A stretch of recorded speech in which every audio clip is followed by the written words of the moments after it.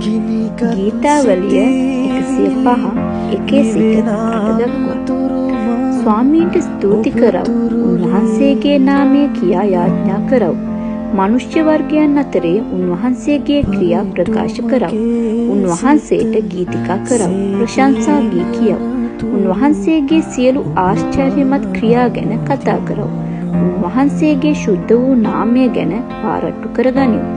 ස්වාමින් ස්වයන්න්ගේ සිත ප්‍රීතිමත් වේවා. ස්වාමින් හා උන්වහන්සේගේ ශක්තිය සොයව. උන්වහන්සේගේ මුහුණ නිතරම සොයව. උන්වහන්සේගේ මෙහෙකරු වූ ආබ්‍රහම්ගෙන් පැවතෙන්නේනි.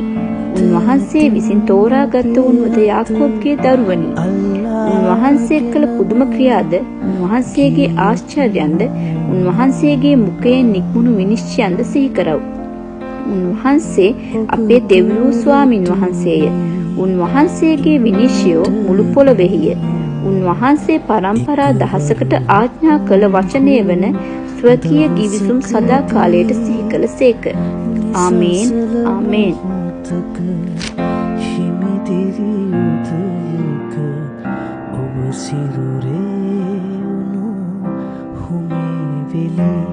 ජේසුනි